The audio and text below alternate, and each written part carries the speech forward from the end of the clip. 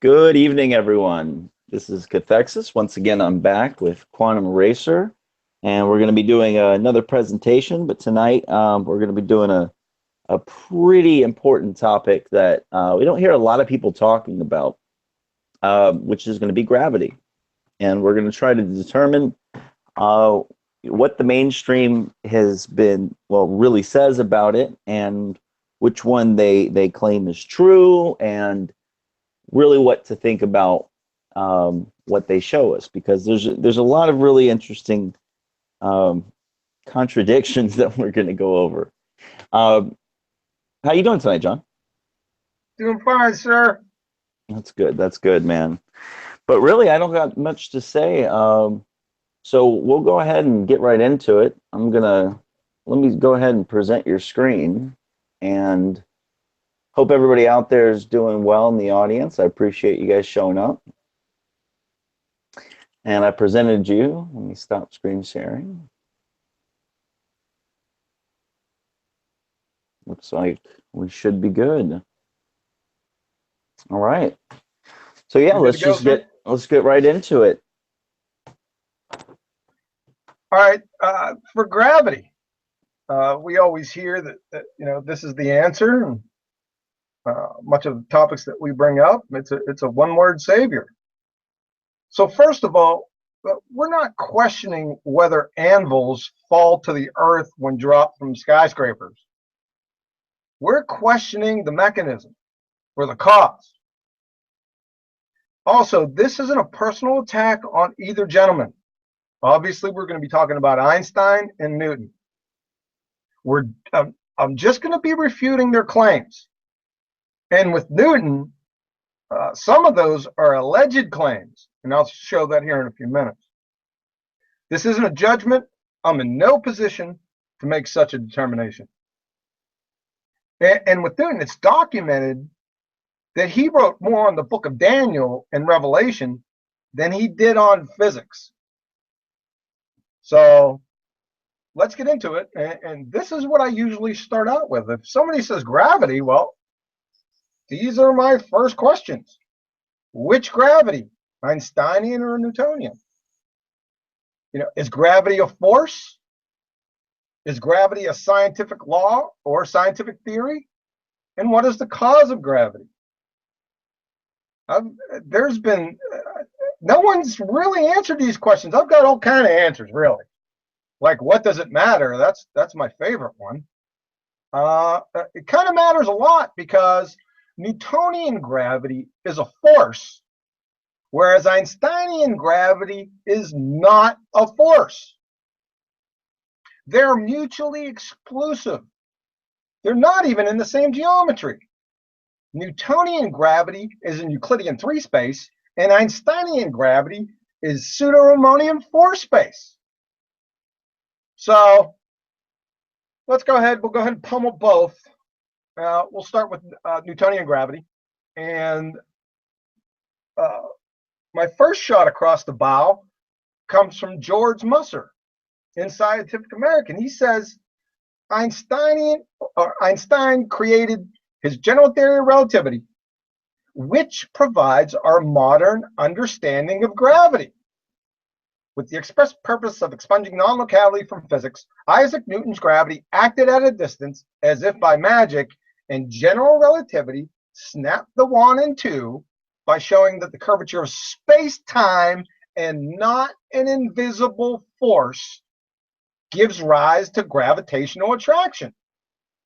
So really I could stop right here, because according to the article above, what position does the scientific community exclusively follow? I'll give you a couple minutes to answer that question. All right, that's enough. It's B. They follow Einsteinian gravity. So why then are we even talking about Newtonian gravity? I don't know. I get challenged with Newtonian gravity all the time. I'm sitting there, why am I even talking about it? I mean, the people that they follow don't follow Newtonian gravity. So what's up with that? I don't know. Okay, each of these that I'm going to bring up refutes each gentleman's position by themselves. I can stop after each one of these. So back to Professor Shankar, the chair of physics at Yale. All right. So today we're going to shoot down Newtonian mechanics. Now, somebody please explain to me what shoot down means. You know, we're like the press. We build somebody up only to destroy them. I don't know. It's not sounding too good right there. The next minute, in the same block of instruction, he goes, first, I want to tell you what goes wrong with Newtonian mechanics. The double slit experiment is a problem. That's what puts the nail in the coffin for Newtonian physics. So, I don't know. Somebody needs to explain to me what nail in the coffin means. It doesn't sound too good. Not going to smell any better. And again, from Professor Shankar, the laws of physics are always quantum mechanical laws. You don't have separate laws for big and small things. The real question is, how do the very same laws, when applied to big things, by big things I mean the things you see in daily life, give the impression that the world is Newtonian? It's only giving the impression. So, it's not looking too good for Newton up to now. So, and why is that? He said the double slit experiment. Well, he was referring to this.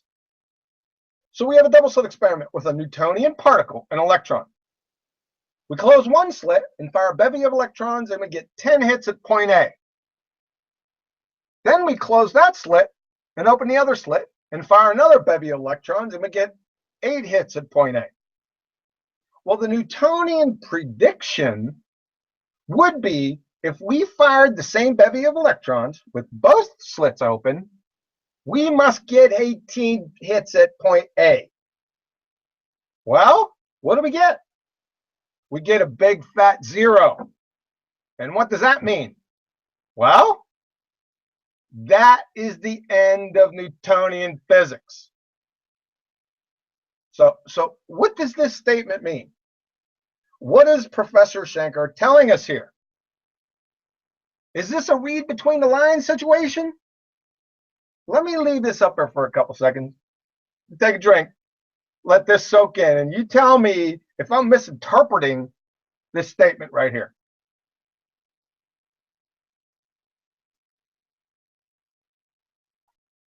Any objections? I didn't think so. That's pretty cut and dry. So next, number 2. Apparently, Newton himself wasn't all that enamored or married to the idea. In a letter to Dr. Richard Bentley on February 25th, 1692, Isaac Newton says this: "'Tis inconceivable that inanimate brute matter should, without mediation of something else, which is not material, operate upon and affect other matter without mutual contact. That gravity should be innate, essential to matter, so that one body can act upon another at a distance through a vacuum without mediation of anything else, by and through which their action or force may be conveyed from one to another, is to me so great an absurdity that I believe no man who has in philosophical matters a competent faculty of thinking can ever fall into." That's my favorite quote out of all so this. I don't know if you're bringing up Newtonian mechanics. Newton himself is questioning your mental faculties with this. That's what it's saying to me. I could be misinterpreting, though. So next, this is another good one. Is gravity a scientific law or a scientific theory? Now, if you go back to my presentation on scientific laws and scientific theories, you know how to differentiate and distinct between the two. So, from Richard Feynman, The Character of the Physical Law, this right here, I would recommend. This is a great read. Right? It's a little long, so we'll see you in a few weeks. But I would recommend anyone that's interested in physics to go ahead and read through this probably 10 times. But like with anything, you know, you chew on the meat and you spit out the bones. And here's one of the bones. There is no model of the theory of gravitation today other than the mathematical form. Now, you know that this is in my wheelhouse.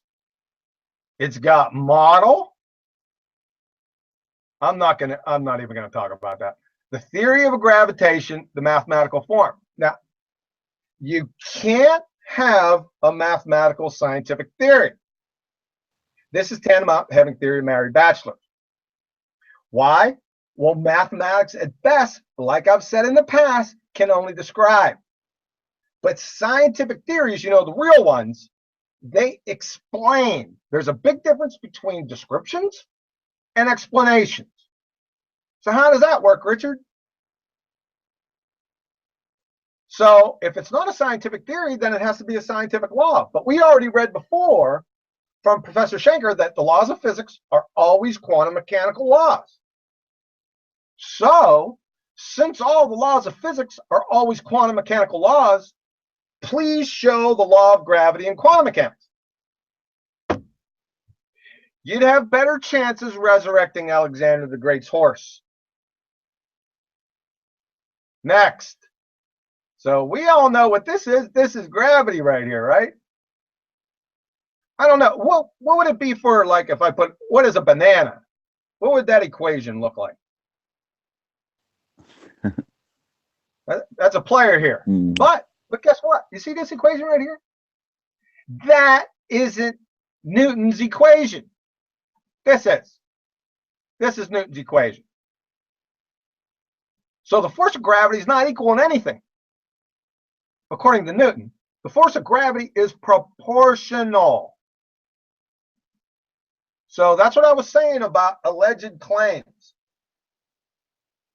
So in B, please validate G by experiment. Cite the source.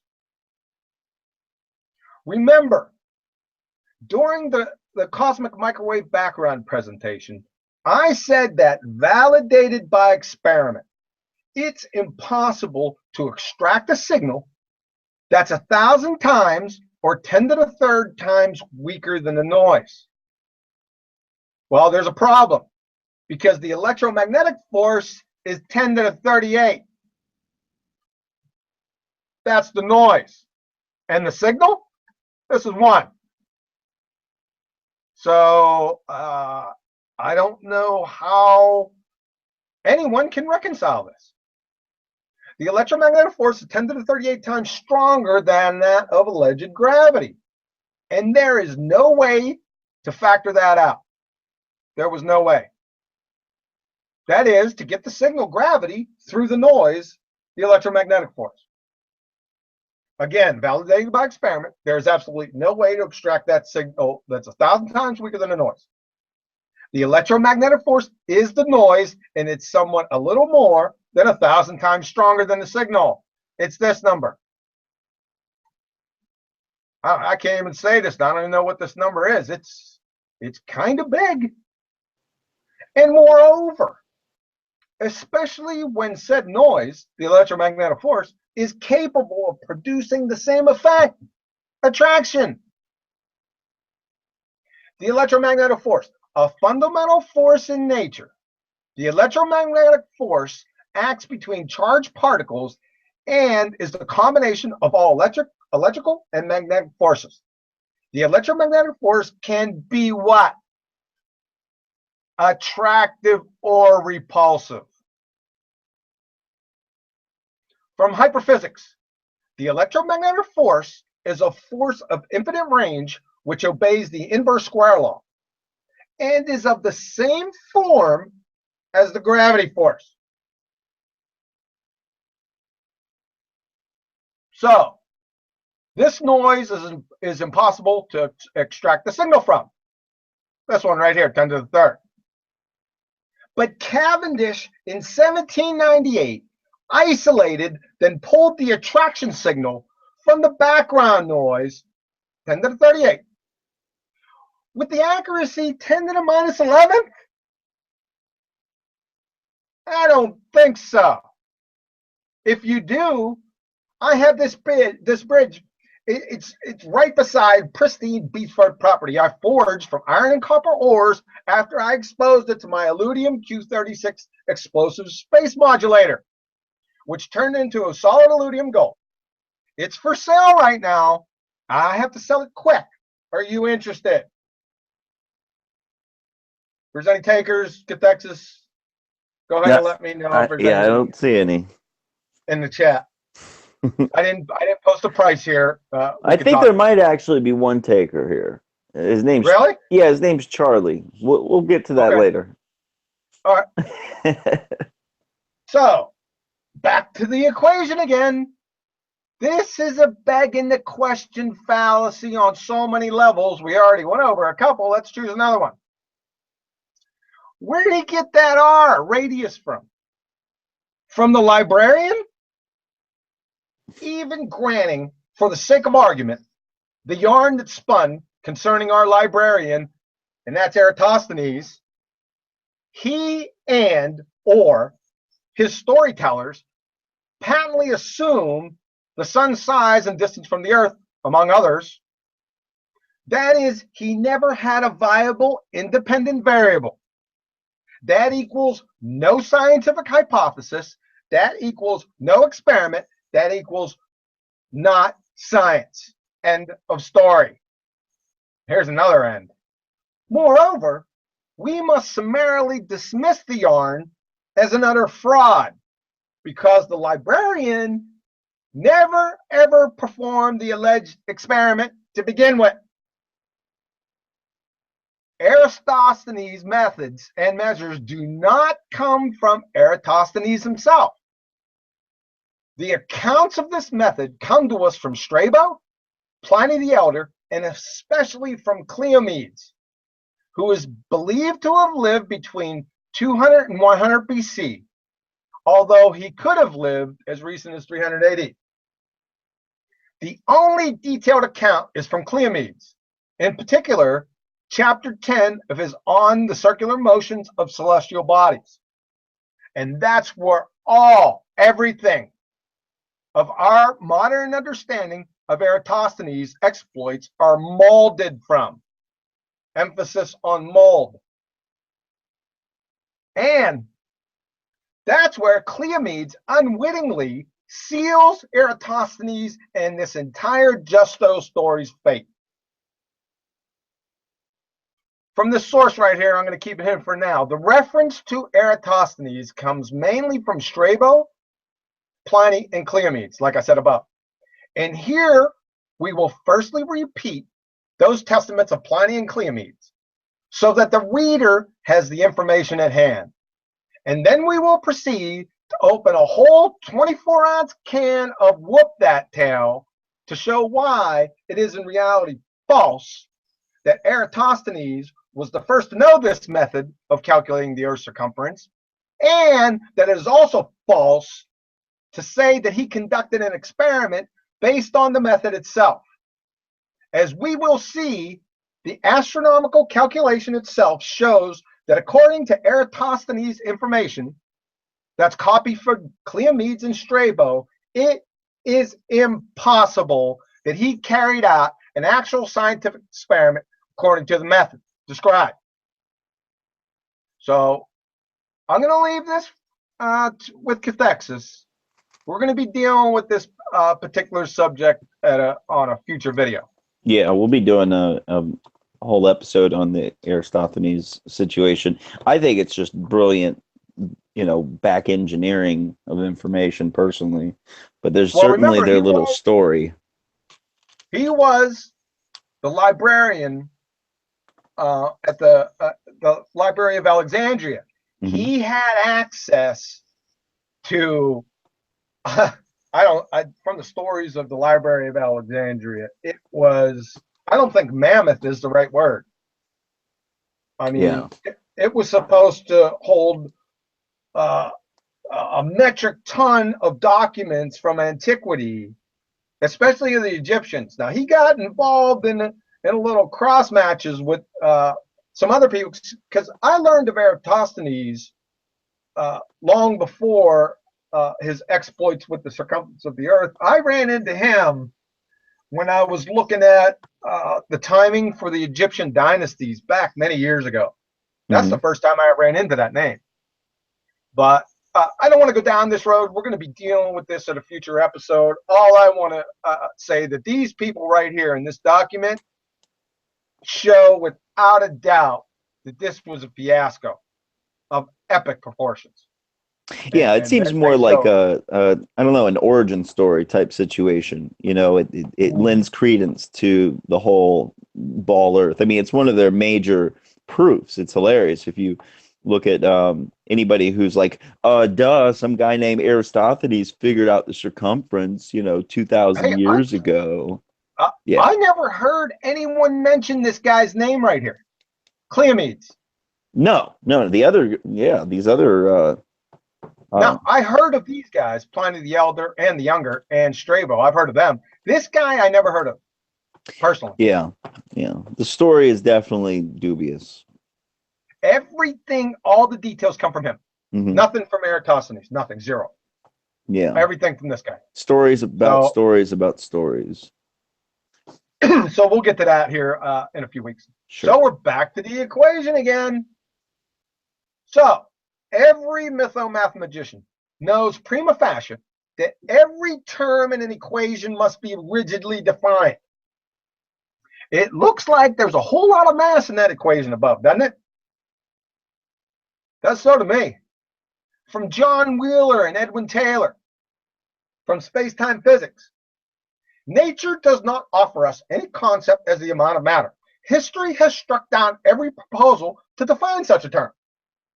Even if we could count the number of atoms or by any other counting method, try to evaluate the amount of matter, that number would not equal mass. So, you can't even define it. Let's move on. Martin Rees, Astronomer Royale. What causes gravity and mass? These questions still baffle all of us. Well, wait a second. Richard Feynman just said above that there was a theory of gravitation. Well, what do actual scientific theories provide? We all know this. The cause. This isn't marrying up.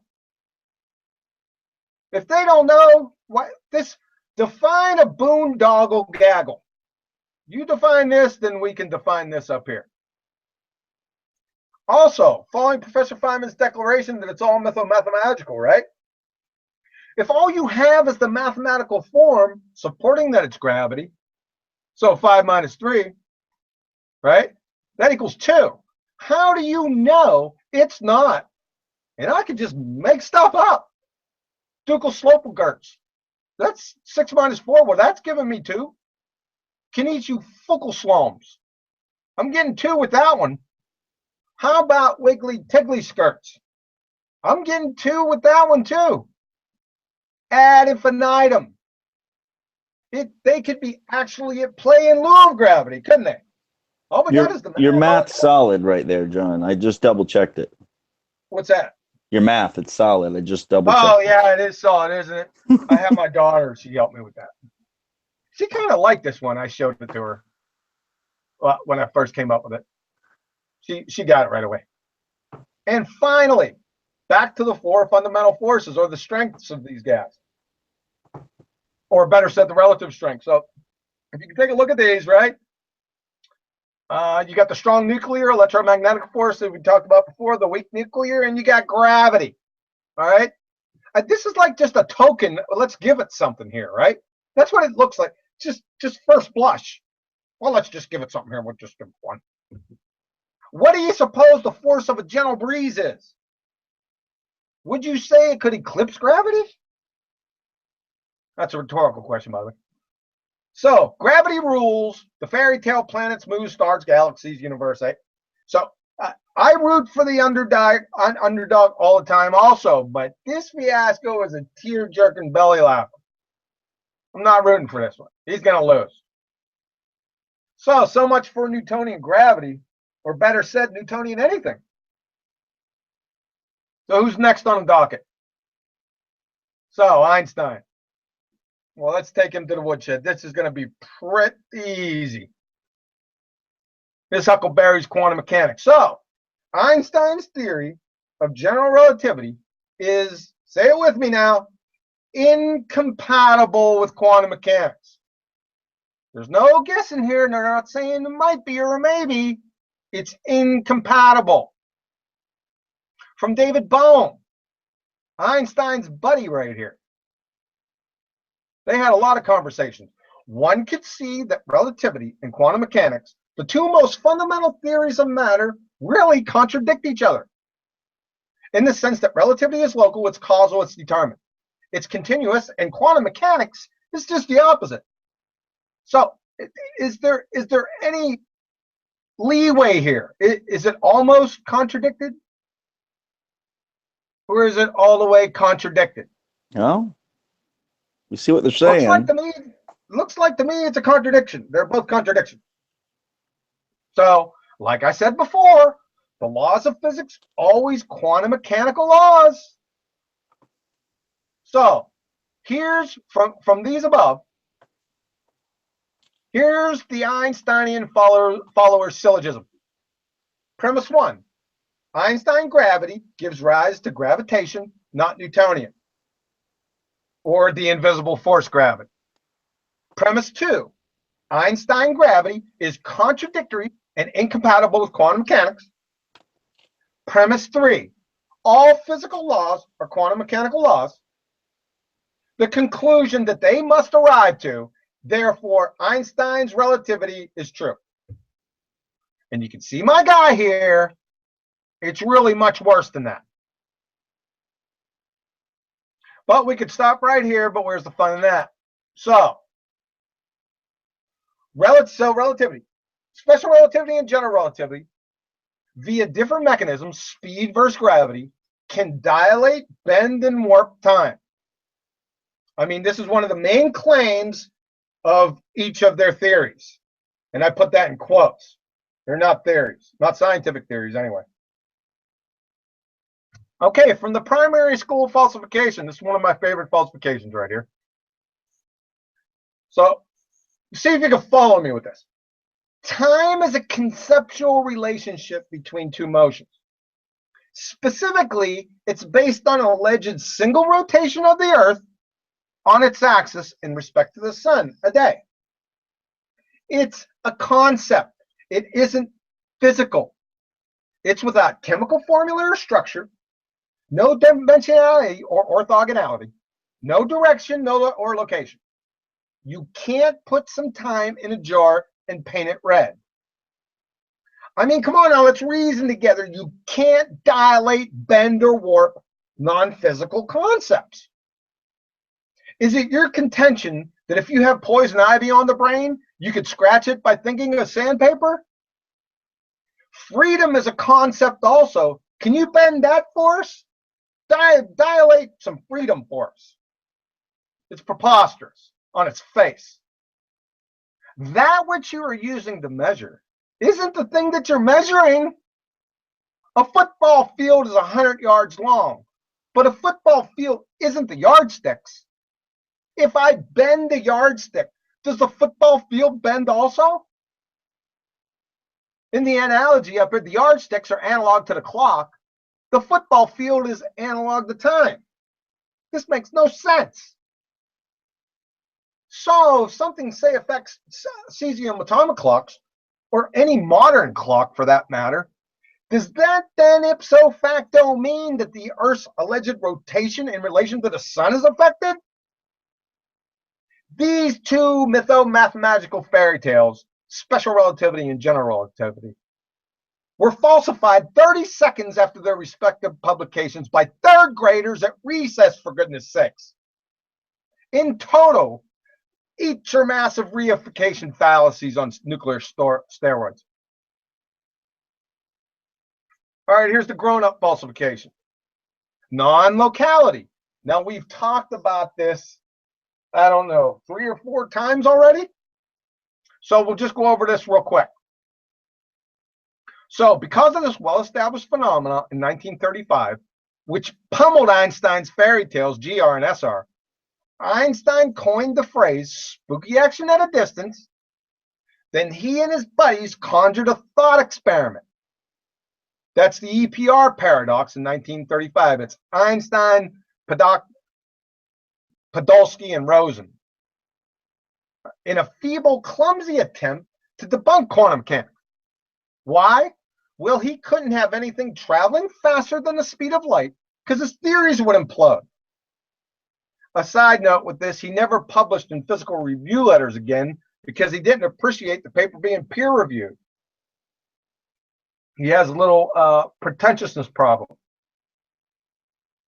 Because of the seemingly impossibility of testing his thought experiment, it apparently covered his pretentious, pompous, pseudoscience, mythomathematical philosophers' butt, and the very public argument between he and Niels Bohr, who was of the opposite position, was relegated to the dustbin of history, never to be reconciled. But then, in the 1960s, John Bell explored Einstein's alleged paradoxical thought experiment and proposed an inequality. It's called Bell's inequality. If it was shown to be false, Einstein and his theories would take a dirt nap. Then John Clauser, a frustrated grad student because of his poor grades in quantum mechanics, was rustling through some books and papers in the campus library when he came across John Bell's paper. And that, as they say, folks, is history. Bell's inequality was first violated in 1972 by John Clauser and Stuart Freeman. Then in 1982, Elena Spey jacked it yard forever. Ergo, Einstein and his theories equal dirt nap. He got debunked.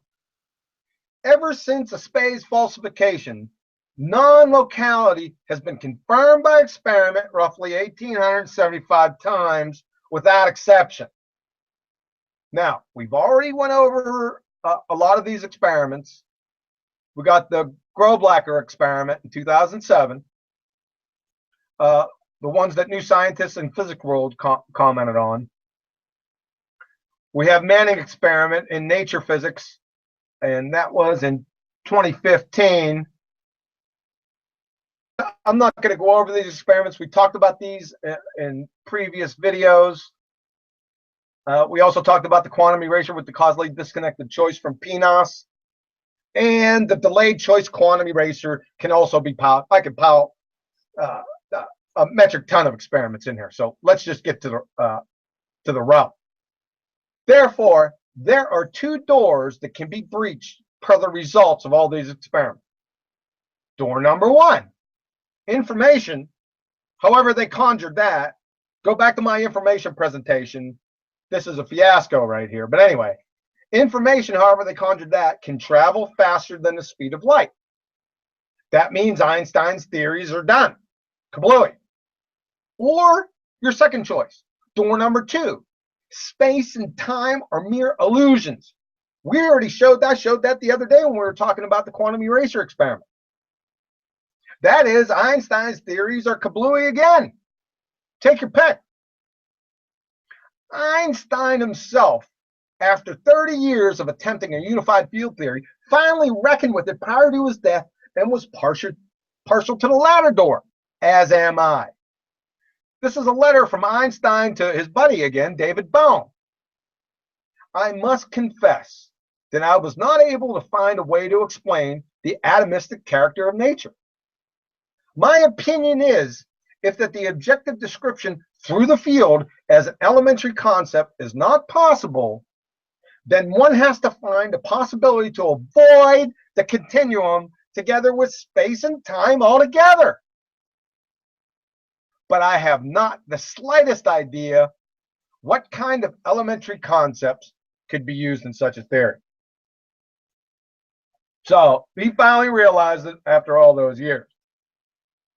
Again, we're back to non-locality and the quantum Randy challenge that we already went over about 10 times. The quantum Randy challenge, henceforth the QRC, challenges any pseudoscientist You, as it were, who claims that quantum physics is not true and that quantum entanglement experiments can be explained by a classically realistic and locally causal model. All right, this has been posted for a while now. 2012, there's been no takers. You're getting a Nobel Prize and $1 million. So don't come back here to me and try to refute it. Go get your Nobel and your $1 million. You can post in the side chat if you get a chance, or email Cathexis on your application for your Nobel. So, in conclusion, for both Newton and Einstein, the fat lady has sung herself skinny. It's over. So, a big add-on here. This is something to ponder in your alone time. So, for entanglement and non-locality. So you got entangled particles, photons or electrons. They can be separated by massive distances, and their states are correlated with each other. That is to say, if I measure one, I will immediately, instantaneously affect the other. And or, if one of the entangled particles interacts with another atom or particle on either of their respective trips, no matter the distance, thus destroying the original entanglement, the other's QM state is instantaneously affected. This is slam dunk. This is absolutely true, based on countless repeated experimental tests, without exception. So you know what I like to do? I always run home to mama with these things. I always like this one. Contingent necessary facts. You guys know I love these. For this to be true, for this up here to be true, all this with entanglement, for this to be true, and it is most assuredly, therefore, guess what the contingent necessary fact of the matter must be so as to afford this condition? Each of those entangled particles must know the quantum states of each and every other single particle in the universe at all times, continuously, instantaneously. But particles don't know anything. To know something, you have to be alive. Particles don't know anything. Particles don't create, contain, communicate, send any information. If you're confused about that, head back to the information presentation. It'll tighten your shot groove back there. From Dr. James Gates, buried deep inside the equations for supersymmetry are codes. They're error correcting codes. Specifically, he found Hamming block codes. And if you know anything about Richard Hamming, he was the pioneer of computer science. You can go chase that down by yourself. He's got some interesting views on Einstein too. My speculation, long before I heard of Dr. Gates, underneath the Planck length at 10 to the 30 minus 35 centimeter, or 10 to the 35 meters, and between the pixels, that's the quanta of this reality, there are codes, equations running based on algorithms that reconcile each and all possible outcomes to preserve universal consistency instantaneously. This is unimaginable, incomprehensible design.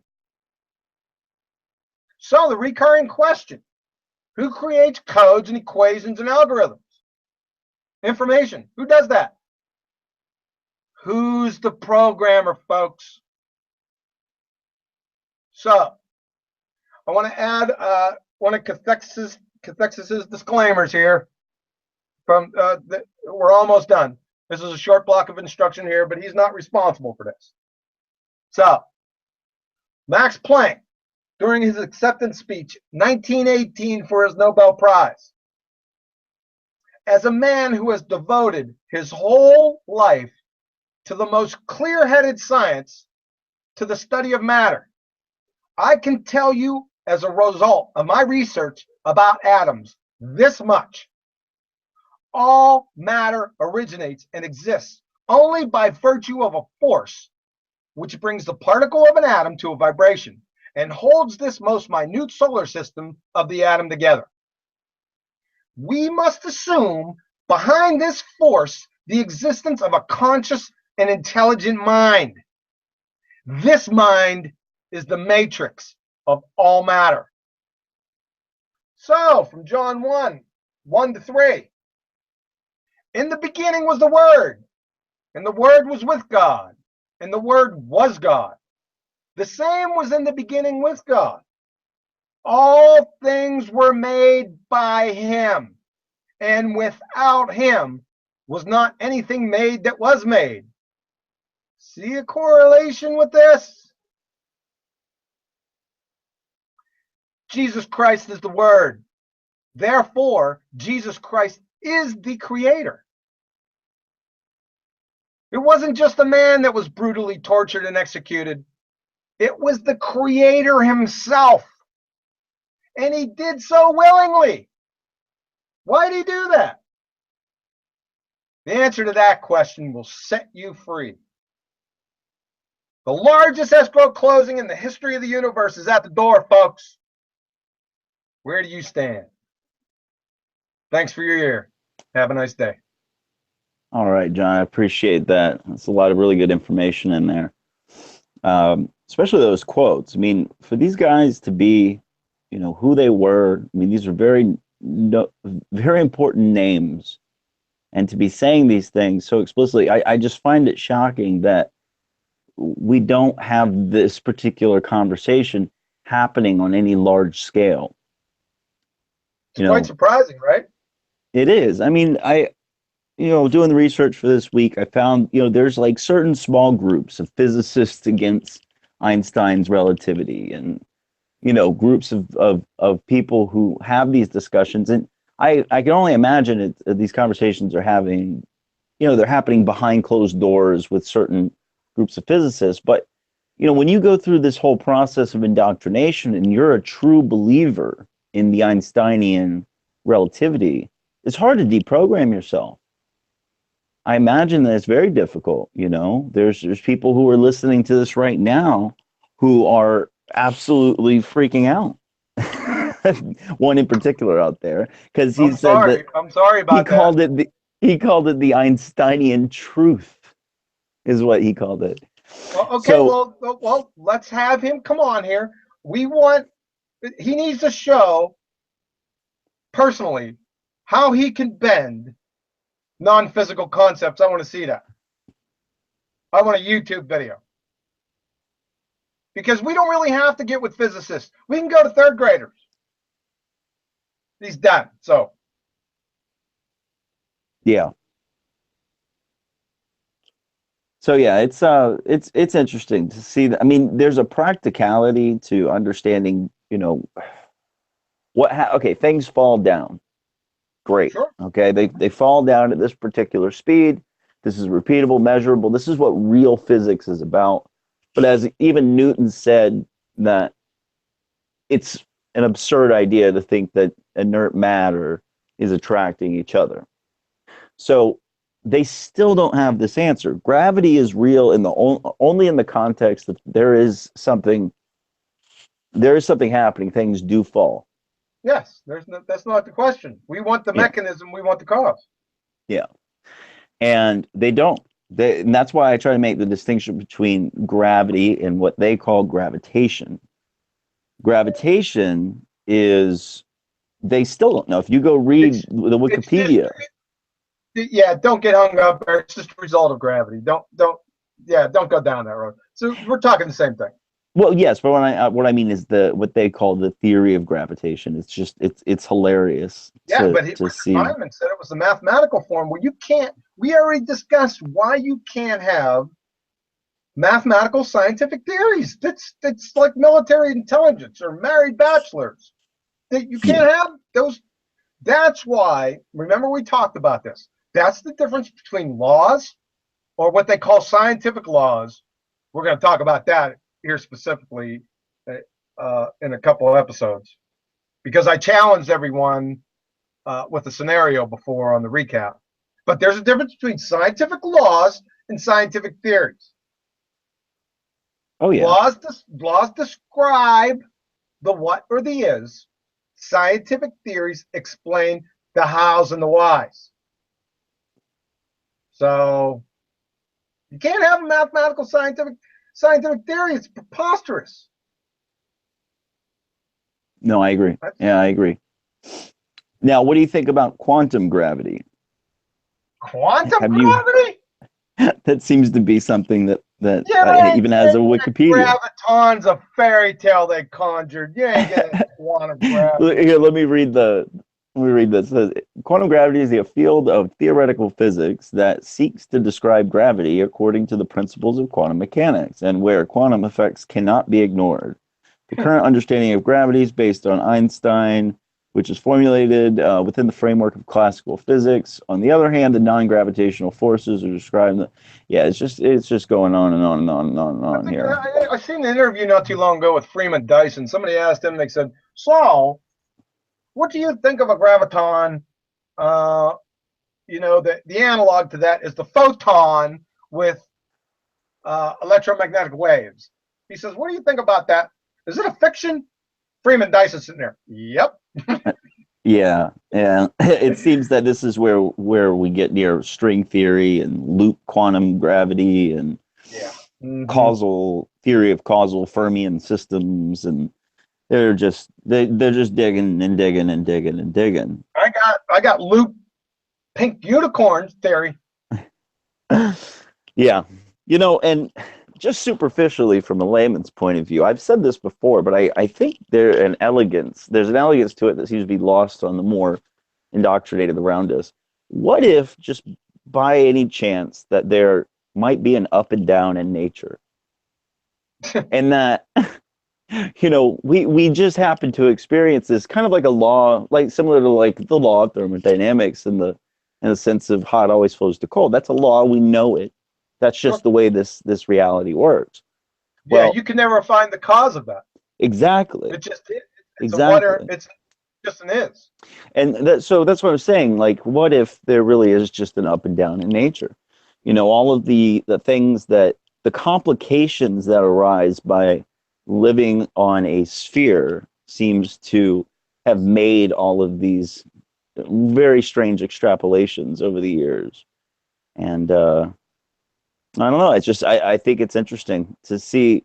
We talk about Occam's razor. Everybody wants to talk about Occam's razor so much. I don't think a lot of people know exactly what that is. Yeah, especially today. There's just so much. A lot of people say it. Oh, Occam's razor.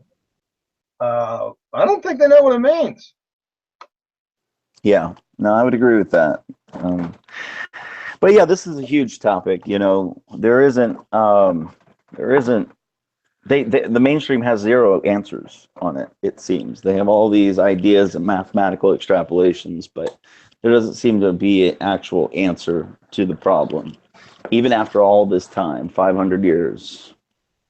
Well, all I hear is people talking about Newtonian gravity, right? That's all I hear. All I hear is Newtonian gravity, Cavendish, Newtonian gravity. Folks, if somebody brings up Newtonian gravity, you have my permission to take this source right here.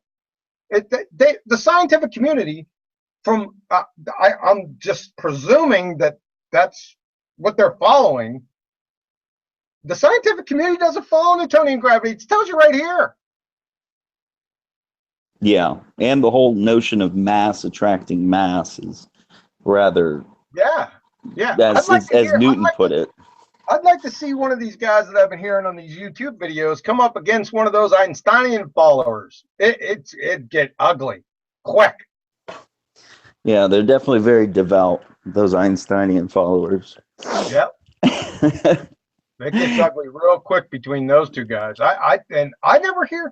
Yep. Maybe they bring it up off onto the side, like, well, they go through all the equations, Newton, Cavendish, all the equations, mass of the Earth from two lead balls, and then 3 minutes later, somebody mentioned, well, Einstein had his act together. Well, you just contradicted yourself. Because what is it? Is it Einsteinian gravity or Newtonian? That's what I see. This is what I'm going to ask you guys. You know, I've been doing it. I've been doing it now for what? As long that this is one of the first things that came up when I got into this genre. These are still the first. They haven't changed. They're not going to change. Yeah. That when I first did it, I said, well, which one, Einsteinian or Newtonian? Well, why does it matter? Yeah. Okay, I'm going. Time to clean the bathroom. Yeah. So what is your take on the Cavendish experiment then? Considering that, I mean, you did bring up the electromagnetic force. I'm questioning whether the gentleman even existed. I looked into it a little bit. I went to see, I pulled up his portraits. I wanted to see the guy. It was 1798 or the late 1700s. So I just wanted to see, well, what does this guy look like?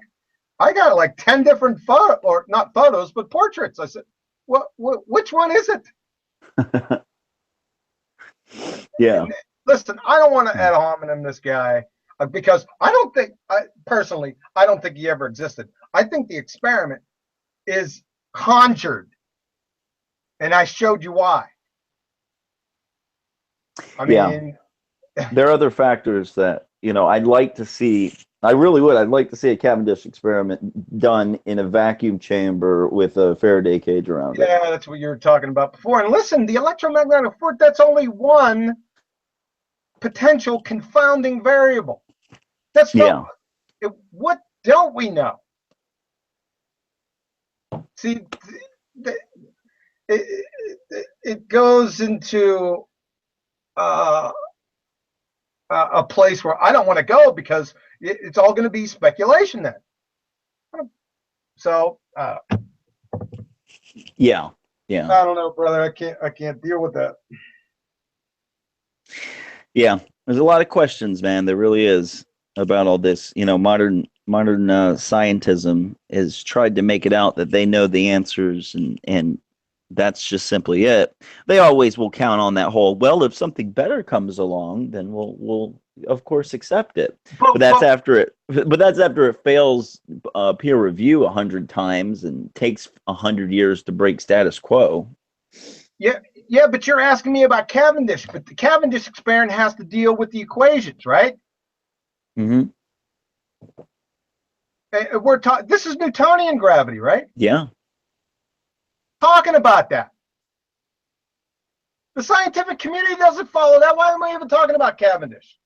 Well, but because of Cavendish, we can now know the mass of the Earth and know the mass of the Moon and the mass of Jupiter. I mean, hell, I could type it into Google right now. Here, let me see if that's great. That's good. Well, I don't know. The scientific community train has left the building. They're still back in the docks with Cavendish. Yeah, here I just looked it up. The mass of Jupiter, 1.898 times 10 to the 27th kilogram. No, that's good to know. That's fantastic. Yeah, I mean they know that because of what Cavendish did. Yep, that's pretty impressive. I wonder what the high priests of a civilization 2,000 years ago would have said if you asked them what the weight of one of the heavenly bodies were. They might be, channeled via the knowledge. They might have given you the same bit. I don't know. It just seems rather amazing that they could claim to know these things based off of this experiment. Yeah. I don't know, brother. I don't know. I need to stick to one story. I'm tired of going down, chasing down, begging the question fallacies and straw man. I don't want to do it. Stick with one. You better stick with this one. You better stick with Einsteinian gravity. And of course, when you stick with that one, I'm gonna snatch the Louisville Slugger outside of the garage on that one also. Yeah, I hear you. Got some. I got it nail spiked. I'll just snatch that one up out of there, and we'll get to Einsteinian gravity. But I should never hear again this. I shouldn't hear this again because all I hear is, well, science is science that, science says this, science sings that. Well, this is what they're talking about. They're referencing science all the time. Well, there's your science.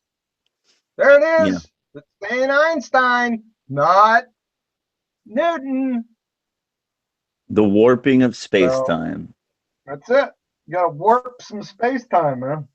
But then quantum physics blows that out of the water. Third graders blow that out of the water. I want you to bend some concepts for me. And also think about the warping of space-time. Like, they do the visualization with like a hula hoop with like, a film on it or some like nylon on it. And they put the larger ball in the center and then they'll shoot off a couple smaller marbles or whatever. Right. And they whirl around it and they're like, oh, see, that's what the orbits do. And that's because there's like a gravity well and this is the larger object is. But here's what's funny, they're demonstrating that there's an up and down in some regard to space with that experiment. So they're going to try to explain Einsteinian gravity with gravity of some kind. So they're It's trying to explain just, gravity by using gravity. yeah, it's kind of That's called a hilarious. circular argument. Absolutely. And, Which we're finding scientism has plenty of. and they just by fiat, Einstein called it space time. Well, heck, I'll just call them turkey squirrels from now. I'll just start combining things. Turkey squirrels, right? Yeah, cat crows. Yeah, I'll just start it's pretty combining stuff. hilarious. See how that rolls. Yeah, it's pretty interesting. But yeah, so what other presentations do we have coming up? I know you only got a couple more that we're gonna do this. For this block. Yeah, we got Yeah, for next week. We'll go over evolution. That'll take about 2.5 minutes. Then we're going to talk about irreducible complexity and functional sequence complexity. I can't wait. yeah, I'm with that. I like that. Yeah. So that's for next Monday. Okay, great. Yeah, so I think probably got like one, maybe two more episodes in this, we'll say season or block, however you want to put it. And I didn't know we had seasons, man.